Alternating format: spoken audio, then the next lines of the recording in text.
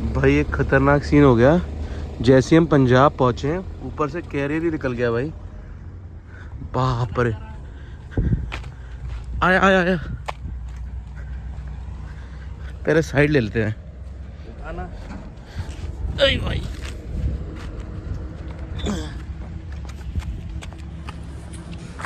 रुको पहले साइड रखते हैं। भाई पूरा कैरियर मतलब गाड़ी से ही निकल आया भाई। देखो ऊपर गाड़ी के पूरा निकल आया।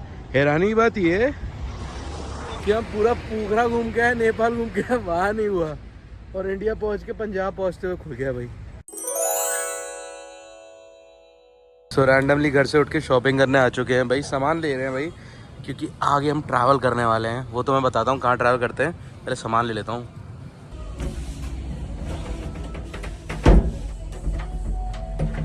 सो अभी सारी टी शर्ट्स पहन के देखते हैं कैसी लगती है भाई मेरे ऊपर।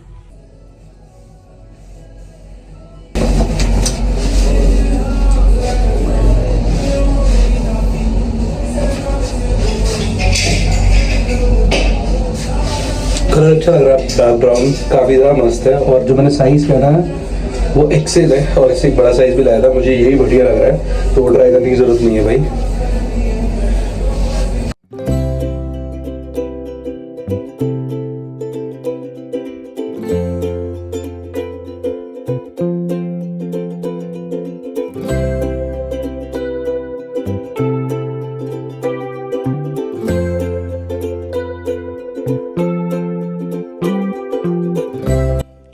तो मैं घर वापस लौट के आया हूँ और यहाँ सारा सामान पैक कर रहा हूँ। कहाँ के लिए पैक कर रहा हूँ वो बताता हूँ आप लोगों को।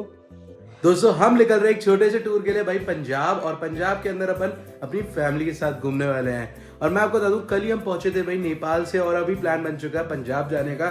मासी ने बोला यार तूने नेपाल तो घुमा दिया, एक बार पंजाब भी घुमा दे। तो मैंने बोला ठीक है भाई लेके चलते हैं आपको पंजाब। पर दुख की बात यह है मनीत हमारे साथ नहीं जाने वाली है क्योंकि मनीत ने हाथ खड़े करती है भाई। ऐसे ऐसे ऐसे खड़े करती है क्योंकि थक चुकी है भाई पीछे बैठे बैठे। और ये कह रही है भाई मुझे आगे नहीं जाना है भाई, अब मेरे को आगे ज़्यादा ट्रैवल नहीं करना। और वैसे पता क्या होता है लेडीज़ के लिए इतना ट्रैवल करना एक्सर्शन होता है। पर मासी के साथ सीनियर बहुत कम ही निकलते हैं। लगभग मैं कह सकता हूँ 8-10 साल बाद अभी निकले हूँ घूमने के लिए। तो उन्होंने बोला चलो भाई पंजाब भी ले चल। तो मैंने बोला ठीक है चलते हैं पंजाब घुमाते हैं आपको बढ़िया तरीके से। तो आज हम निकल रहे हैं घर से, वो भी तख्त श्री दमदमा साहिब के लिए। 5 तख्तों में से एक तख्त है। जब हम जा रहे थे पटना था, जब हम जा रहे थे नेपाल ना, वहां पे हमने पटना साहिब के तख्त के दर्शन किए थे।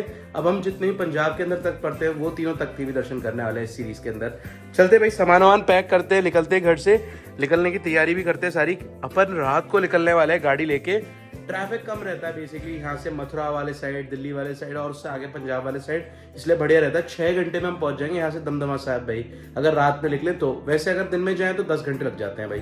तो 4 घंटे के शॉर्टेज, तो 4 घंटे का फायदा होने वाला। तो बढ़िया यही है रात में निकलो भाई, डीजल भी कम लगेगा, ट्रैफिक में एक्सर्शन में भी परेशान कम होंगे, इजीली स्मूथली जाएंगे भाई। तो सामान फटाफट पैक करते हैं, सामान बांधने लगे गाड़ी के ऊपर और सारे लोग निकलने लगे भाई। उठाते हैं सामान सारा। मनीत आपको कुछ कहना है? थक गई बेचारी, ये आराम करेगी। अच्छा फिर पीछे बैठ कर नहीं जाना? अच्छा मैं लेके नहीं जाता हूँ, ठीक है फिर कोई बात नहीं। मैं लेके नहीं जाना चाहता हूँ मनीत, ठीक है कोई बात नहीं। मैं लेके जाना चाहता हूँ, चल। बंदे ज़्यादा है ना तो प्रॉब्लम ये पड़ती है भाई। बाकी सबका वेट भी ज़्यादा, बड़े बड़े साइज़ के, तो पीछे कैसे बैठेंगे तो प्रॉब्लम ये है। बाकी 7 सीटर गाड़ी का भी होने का वो फायदा नहीं है भाई, पीछे कोई बैठने का राजी नहीं होता। मैंने ये चीज़ फील करी है भाई सच्ची। चलो सामान वामान पैक करते हैं, निकलने की तैयारी करते हैं। मनीत को वैसे काम भी है क्योंकि मनीत ने अपने काम से लगभग 15 दिन की छुट्टी मारी है नेपाल के टूर के लिए। तो अब उसे छुट्टी मिलने नहीं वाली है तो वैसे भी नहीं जा सकती भाई। 3 महीने बाद जाऊंगी। 3 महीने बाद जाएगी? अब कहाँ जाएगी? फिर से कार में डिक्की में बैठ के? नहीं सिर्फ आप और मैं। अच्छा चल ठीक है। सो भाई यहाँ चेकआउट करो। लो भाई गाड़ी में सामान बन चुका और पीछे करतारू भी आ चुका है भाई। ये देखो ये करतारू, तू भी जाएगा? हाँ करतारू भी जाएगा। अच्छा माँ नानी बुला रही, दादी बुला रही, दादी। तो लगभग सारा सामान लोड हो चुका है और हमारे साथ मम्मी भी जाने वाली है। थोड़ी देर मम्मी आएंगी, गाड़ी में बैठती है, फिर निकलते हैं। बाकी सब गाड़ी के अंदर बैठ चुके हैं, दोनों मासी, अमर भाई, भाभी, छोटा टोंडी मल और बाकी सब। तो चलो भाई चलते हैं। बोले ये देखो चढ़ के ऊपर जाना चाह रहा है। चढ़ जा। मासी देखो पूरा चढ़ के आया तुम्हारे पास। मम्मा ਤੁਹਾਡੇ ਪੈਰਾਂ 'ਚ ਚੱਕੇ ਲੱਗੇ ਹੁਣ हैं बैठे नहीं जाता घर बह जाओ ना ना ना ना ना ना ना ओहो मम्मी के पैरों का ऑपरेशन हो चुका है, नए गोडे लगे हैं, अब उनसे टिका ही नहीं जा रहा है, ग्रीस टाइट हो जा रही है ना, तो वो लगातार घिसे जा रही है ताकि सॉफ्ट ही रहे। बाय भाभी, बाय मनीत, बाय बाय करते करते बाय। ऐसे मिलके जाते हैं ना, हाँ ऐसे मिलके जाते हैं ना। ऐसे ही मिलके जाते हैं। जाओ, अच्छा ठीक है बाय बाय। मत आना, जाओ अच्छा bye bye bye bye bye bye. जाओ, आगे निकल देना उधर से। ओए होए ओए होए बाय बाय बाय बाय। हाँ बहुत खींचो पड़ी है वैसे। Bye bye. Bye bye. चलो भाई गाड़ी के अंदर बैठते हैं। आहा पहली बार गाड़ी इतनी खाली दिख रही है भाई, नहीं तो भरी रहती थी पूरी पूरी। ओहो करतारू जो मोबाइल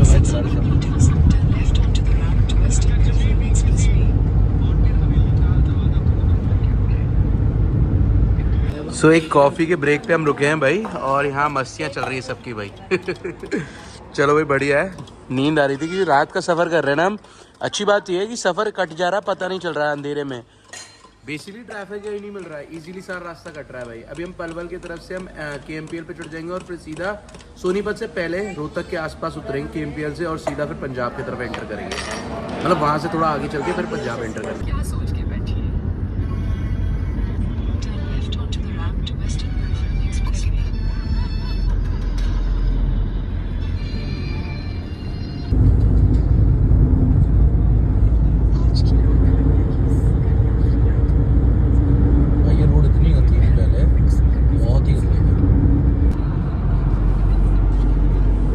तो लो भाई मस्त सी चाय का ब्रेक के बाद अभी मैं आ चुका हूँ ड्राइविंग सीट पे, काफ़ी ज़्यादा मस्त। अभी ड्राइव करने वाला हूँ 100 किलोमीटर्स के लिए, और हम चढ़ चुके हैं KMPL एक्सप्रेस वे पे। ये लगभग 100 किलोमीटर्स के बाद रोहतक के आसपास कहीं हमें उतारेगा, और फिर वहाँ से हम पंजाब की तरफ जाएंगे आगे। पूरा हाईवे अच्छा बना दिया भाई। पहले एक टाइम पे मैं इस हाईवे की बहुत वीडियो डाला करता था, टोल भी लेते हैं और रोड बड़ी खराब थी, लेकिन अब NHAI ने इस हाईवे को बहुत अच्छा बना दिया भाई। एक्सप्रेस वे मस्त हो रखा है। बस ये है कि इस पर ना सारे ट्रक चलते हैं, देखो सारे ट्रक चल रहे हैं। मेरे जस्ट बगल में देख सकते हो सारे ट्रक निकल रहे हैं भाई, इसकी वजह से भीड़ बहुत रहती है। रात के टाइम भी ट्रैफिक है इस हाईवे पे।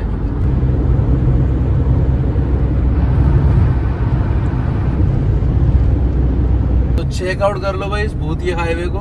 यहाँ फ्लैश मार रही है लाइटें भाई लगातार सारी, और पीछे काफी सारी थी भाई। ये खतरनाक है हाईवे।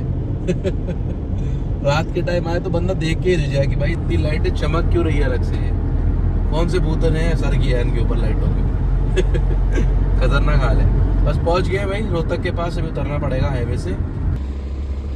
भाई एक खतरनाक सीन हो गया, जैसे हम पंजाब पहुंचे हैं ऊपर से कैरियर ही निकल गया भाई। बाप रे, आया आया आया, पहले साइड ले लेते हैं। आना भाई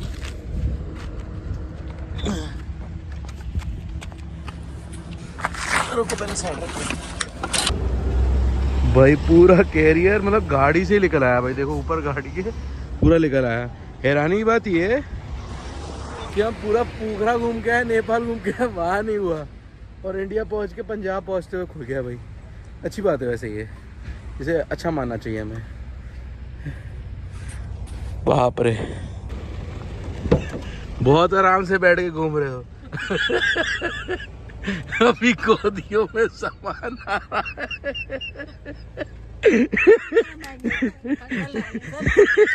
मैं तो अपना बैग रख लूंगा, बाकी लोग सोचो अब क्या होता। बाप रे भाई, ये तो खतरनाक सीन हो गया आज। ऐसा सीन मैंने अपनी लाइफ में कभी नहीं देखा, कैरियर ही पूरा निकल के आ गया।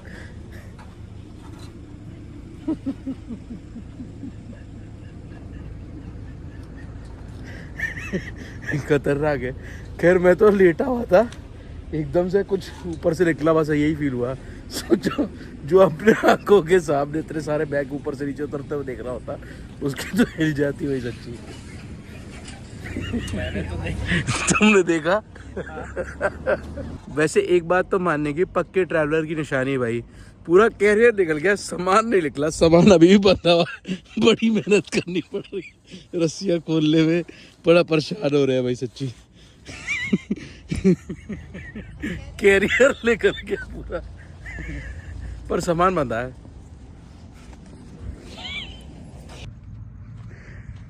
बड़े दुख के साथ बताना पड़ रहा है, इस कैरियर को अब रेस्ट इन पीस बोलना ही पड़ेगा। यहाँ छोड़ के से जा रहे हैं भाई। वैसे तो इसने साथ बहुत दिया भाई, पर इसका टाइम हो चुका था जाने का। लगभग पूरा नेपाल की ट्रिप करा दी और आधा पंजाब की। चलो अब क्या कर सकते हैं, गाड़ी के अंदर रख के ले जा नहीं सकते, जगह नहीं बची है। सामान डाल दिया गाड़ी के अंदर, बड़े मुश्किल से बैठे हुए हैं अभी, और ये अगर रखेंगे तो फिर जगह ही नहीं बचेगी बिल्कुल भी। चलो भाई एडजस्ट होते हैं हम बाकी लोग। इन्होंने पीछे से बैठे बैठे देख लिया, बताओ।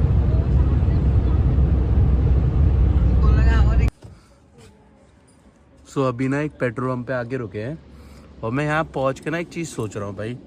सोचो अगर बैग हमें पता ही नहीं चलते और पीछे गिर जाते तो क्या होता। वैसे मेरे कपड़े तो अंदर थे, ये देखो ये रहे, पहले से अंदर थे।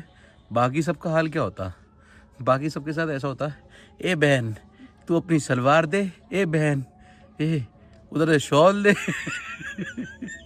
बड़ा खतरनाक हाल होता भाई सच्ची। वहाँ जाके बड़ा अफसोस हो रहा होता। फिर सामान को भी हम RIP लिख रहे होते। हाँ अमृतसर जाके शॉपिंग कर रहे होते। बड़ा अजीब हाल हो जाता सच्ची। और सबसे हैरानी की बात ये, छोटे बच्चे के कपड़े भी सारे उसी पे थे। डायपर कैसे चेंज करते भाई। ये भी टेढ़ा हो गया भाई, ये देखो ये टेढ़ा है बिल्कुल। कुछ नए नए काम हुए हैं आज, पूरा टिल्टी हो गया वो, सीधा हो गया। जुगाड़ी आदमी हम लोग। और ये पूरे निशान लग गए हैं भाई। मैं तुम्हें एक बात बताऊं, मैंने एक चीज नोटिस करी है भाई, पूरी गाड़ी कभी पेंट नहीं कराना। जब भी पूरी गाड़ी पेंट कराओ तो कहीं ना कहीं एक टोका लगता है। ये टोका लग गया नहीं लग गया? अरे ये था ना पर एक्स्ट्रा में लग गया। नहीं मुझे ये नहीं समझ आया, सामान आगे से आगे क्यों आया, पीछे भी तो जा सकता था। ब्रेक मारा ना। साबो की तलमंडी पहुंच के आप लोगों को मिलते हैं भाई। हालत खराब हो गई, इसकी भी टेंशन में आ गया हूँ मैं। गुड मॉर्निंग दोस्तों, क्या हाल है? होप सब बढ़िया होंगे और बढ़िया ही होने चाहिए। मैं यहाँ मस्त हूँ। मस्त ही अपनी मॉर्निंग स्टार्ट हो चुकी है तख्त दमदमा साहिब से, साबो की तलमंडी से भाई। बहुत ही खूबसूरत इस वक्त माहौल हो रखा है। ऊपर बारिश जैसा मौसम है, मैं आपको दिखाता हूँ। ये देखो भाई, काफ़ी मस्त सा है ना। और हम सुबह सुबह उठ के सीधा साबो की तलमंडी में NRI निवास के अंदर आ गए थे भाई। और सुबह 6 बजे के आसपास यहाँ पहुँचे हैं। अभी थोड़ा बहुत सोकर उठे हैं, 12-1 बज चुका है। अभी चलते हैं, आपको गुरुद्वारे के दर्शन कराते हैं, सारी चीज़ें बताते हैं भाई। बहुत एक्साइटेड हूँ, मतलब मेरे को समझ में नहीं आ रहा मेरे साथ क्या हो रहा है। मैंने कभी ऐसे प्लान नहीं किया है लाइफ में कि मैं तख्त सारे विजिट करता रहूँगा, पर मेरे साथ ऐसा हो रहा है मैं एक साल में कई बार सारे ही तख्त विजिट कर ले रहा हूँ ईजीली। और मैं मतलब कई लोग सोचते हैं ये करने के लिए अपने लाइफ में, और ज़्यादातर लोग ना एक टाइम पे एज आ जाती है ना, उसके बाद ही सोचते हैं कि हम 500 तक करेंगे, पर अपने साथ ईजीली पहले ही होते जा रहे हैं भाई। काफ़ी ज़्यादा बढ़िया है। अभी उठ चुके हैं भाई सारे लोग, सब लोगों को दर्शन कराते हैं दमदमा साबो के। मैं आप लोगों को बता दूं, ये वो स्थान है जहाँ गुरु गोविंद सिंह जी ने लगभग साल भर बिताया था यहाँ पे भाई। और इवन ना जो गुरु ग्रंथ साहब हम सब लोग स्क्रिप्चर पढ़ते हैं ना, वो गुरु ग्रंथ साहब को फुल्ली कंप्लीट यहाँ पे की गई थी भाई। और यहाँ पे वो स्थान भी जहाँ पे वो लिखी जाती थी, और फिर गुरु ग्रंथ साहब जी को गुरु गोविंद सिंह जी देखा करते थे और उस टाइम पीरियड पे यहाँ रहा करते थे भाई। इवन जो हम सिखों का जो फेवरेट फेस्टिवल है भाई बैसाखी, वो भी यहाँ पे काफ़ी ज़्यादा धूमधाम से बनाया जाता है और यहाँ से स्टार्ट हुई थी वो प्रथा भाई। अभी सारे लोग उठे हुए हैं, चलते हैं भाई सबको लेके। काफ़ी बड़ा सा रूम मिल गया था हमें, 5 बेड का रूम था, एक एक्स्ट्रा बेड नीचे लगा हुआ है, काफ़ी ज़्यादा बढ़िया। सो अभी सारे ही लोगों को दर्शन कराने लेके जा रहे हैं और आप लोगों को भी दर्शन कराते हैं भाई। पावन धरती के 5 तख्तों में से एक, मतलब कि दमदमा साहब के भाई। चलो भाई।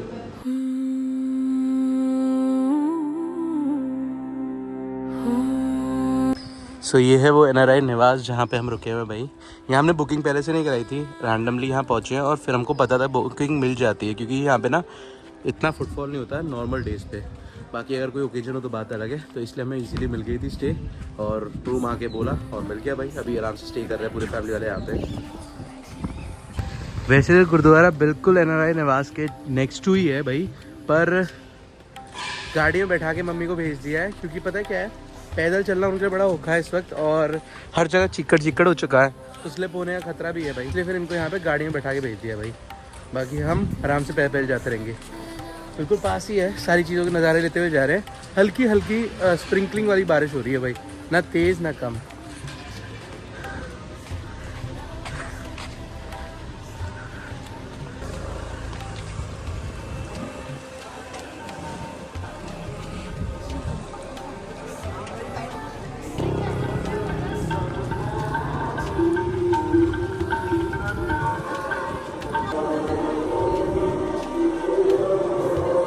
भाई इतनी गर्मी हो रही थी ना नेपाल के अंदर भी और इवन यूपी साइड भी, जैसे ही पंजाब आया मौसम ठंडा हो गया है और यहाँ पे जैकेट की ज़रूरत भी पड़ गई है भाई।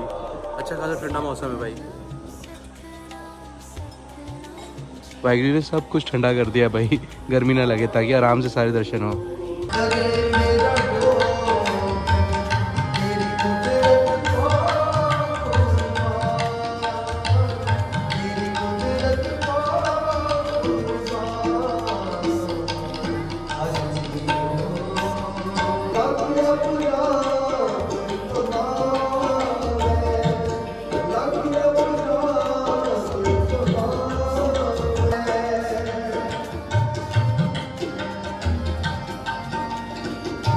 जस्ट अभी दरबार साहब के दर्शन करके बाहर आया हूँ भाई, काफ़ी ज़्यादा अच्छा लगा भाई। और मैं आपको वहाँ पे एक शीशे के दर्शन कराए होंगे, वो गुरु साहब जी के टाइम से है वो शीशा भाई यहाँ पे। और उस टाइम पीरियड में गुरु साहब उसी शीशे से बेसिकली तैयार होते थे, तो वो शीशा अभी भी है यहाँ पे। इवन कहा भी जाता है ये कि इस शीशे के अंदर कई लोगों को रोग होते हैं ना, तो इस शीशे के अंदर रेगुलरली आके देखते हैं तो वो रोग ख़त्म हो जाते हैं, ऐसा बोला जाता है। वैसे मेरा ये मानना नहीं है, आप अरदास करो, अरदास में ही सारी चीज़ें हैं और वाहिगुरु जी की बाणी में ही सब कुछ है, उसी से आपको सारे रोग खत्म हो जाएंगे। बाकी चलते हैं, अभी आपको और भी स्थानों के दर्शन कराते हैं। इवन शस्त्रों के भी दर्शन कराए मैंने आपको। शस्त्र मीन्स जो बेसिकली आर्म्स थे, मतलब जो बेसिकली हथियार थे वो सारे, जो उस टाइम पे जंगें हुआ करती थी उस टाइम पीरियड में गुरु साहब के जी के टाइम पे जो यूज़ होती थी, वो आर्म्स यहाँ पे अभी भी अवेलेबल हैं, तो वो भी दिखाया मैंने आपको। चलते हैं अंदर और बाकी जगहों के दर्शन कराते हैं।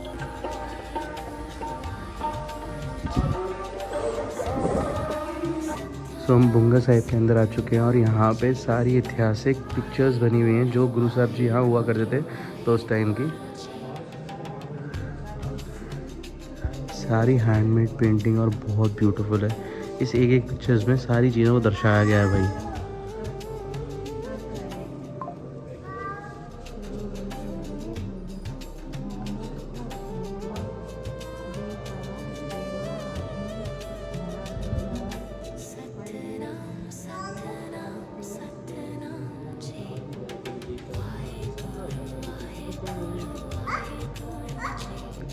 तो इस दृश्य के अंदर भाई उदय सिंह जी आपको नज़र आ रहे हैं, जो कि लाहौर के रहने वाले थे उस टाइम पीरियड में, और इन्होंने अपने हाथ से गन बना के दी थी। तो वो दृश्य नज़र आ रहा है जब यहाँ पे दीवान लगे हुए थे और वो गन लेके आए थे बाबा जी के लिए। और ये गन ना आज भी आपको दीवान के अंदर देखने को मिल जाती है, जो मैंने आपको दिखाई भी है दरबार साहब के अंदर भाई। तो उसी गन का दृश्य है सारा।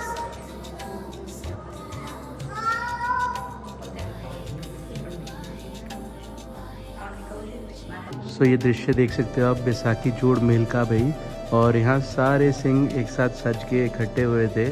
सबसे पहली जो बैसाखी बनाई गई थी तो वो दृश्य है सारा यहाँ पे, और बहुत ब्यूटीफुल नज़र आ रहा है।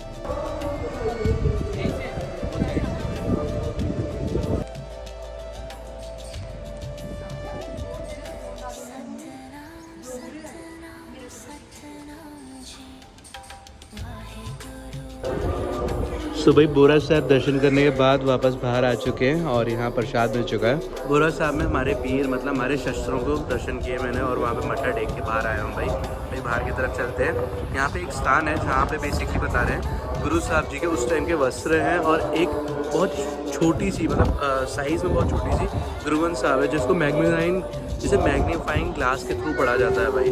तो गुरु ग्रंथ साहब को भी देखे चलते हैं, जो गुरु साहब जी के टाइम की है। पता करना पड़ेगा, वो किसी सिख फैमिली के पास है जो गुरुद्वारे के बिल्कुल पास ही है, तो वहाँ जाके हम उस गुरु ग्रंथ साहब जी को देख सकते हैं और आपको भी दर्शन करा सकते हैं भाई। इतनी सी है, छोटी सी है। सो ये गुरुद्वारा लेकसर साहिब देख रहे हो आप भाई, और ये वो स्थान है जहाँ पे गुरु साहब जी ने अपने टाइम पे यहाँ पे स्क्रिप्चर लिखा था गुरु ग्रंथ साहब जी का, तो ये वो स्थान है। और इवन आज भी यहाँ पे ना छोटे छोटे बच्चे गुरु ग्रंथ साहब जी को पढ़ना सीखना और ऊड़ा एड़ा सीखना इस स्थान पे आके सीखते हैं भाई। तो चलते हैं अभी गुरुद्वारा साहिब के दर्शन करते हैं और आप लोगों को भी कराते हैं। ऊड़ा एड़ा वो लेटर्स हैं जो पंजाबी लैंग्वेज में लिखे होते हैं, जो गुरु ग्रंथ साहब जी को पढ़ने के लिए काम आते हैं भाई। तो वो उन्हीं लैंग्वेज में, तो उन्हीं वर्ड्स के हेल्प में आप, उन्हीं वर्ड की हेल्प से आप गुरु ग्रंथ साहब पढ़ सकते हो भाई। बाकी चलते हैं, जितने भी आपको पंजाबी स्क्रिप्चर लिखा हुआ दिख रहा है ना, ये सारे वही लेटर्स हैं यूज़ करके लिखा हुआ।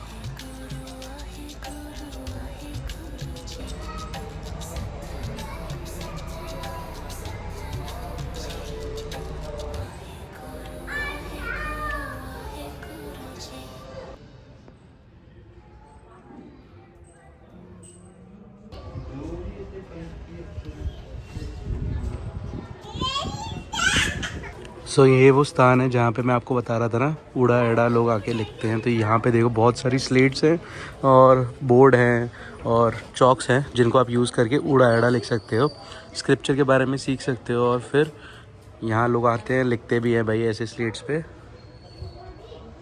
छोटे छोटे बच्चों से लिखवाते हैं ताकि वो भी गुरुमुखी के साथ जुड़े और सीखें भाई। हर जगह पे यहाँ पे देखो, आप ये ब्लैक कलर के जितने भी आपको पत्थर दिख रहे हैं, इस पे भी लोग लिखते हैं। देखो इवन एक हिस्ट्री और लिखी हुई पंजाबी में है, ये आप देख सकते हो यहाँ पे। अगर पढ़नी आती है तो पढ़ लेना भाई।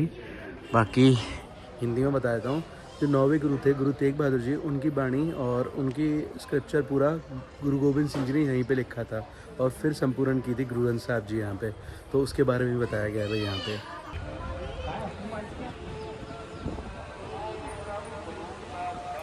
दमदमा साहब को काशी भी कहा गया है भाई, क्योंकि यहाँ पे बहुत विद्वान हुए हैं और यहाँ पे ही स्क्रिप्चर लिखा गया है इस वजह से भाई।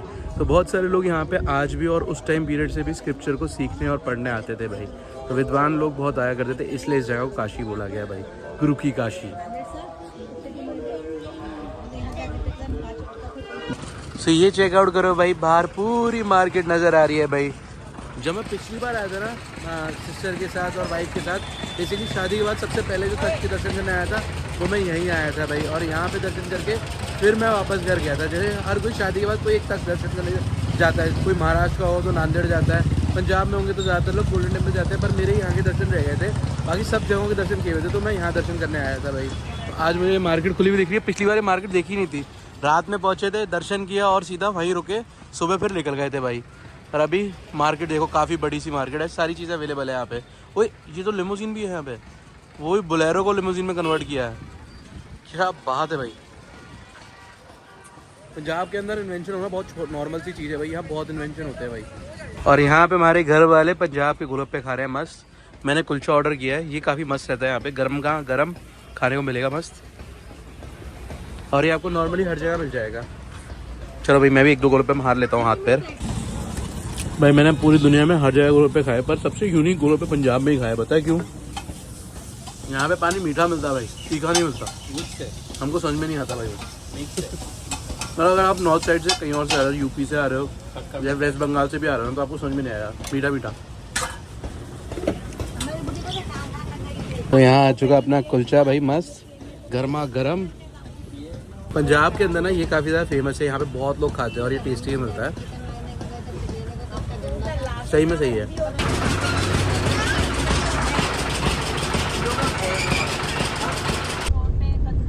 बहुत टेस्टी लगते हैं वो बिस्किट, ठंडे जैसे। सो हम जिनसर साहब पहुंच चुके हैं भाई। ये वो स्थान है जहाँ पे गुरु साहब जी आप रहा करते थे। लो अंदर, हाँ ले जाओ ना।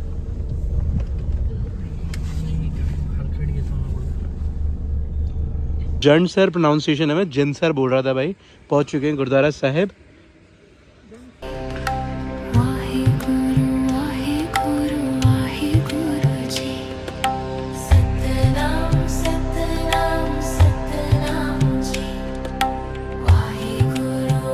ਗੁਪਤ ਖਜ਼ਾਨਾ ਕੱਢ ਕੇ ਸਿੱਖ ਸੈਨਿਕਾਂ ਨੂੰ ਤਨਖਾਹਾਂ ਵੰਡੀਆਂ ਸਨ ਅਤੇ ਸ਼ਾਮ ਨੂੰ ਦੀਵਾਨ ਲਾਇਆ ਕਰਦੇ ਸਨ। ਇੱਥੇ ਹੀ ਗੁਰਬਾਣੀ ਦੀ ਕਥਾ ਵਿੱਚ ਦੱਸੇ ਗਏ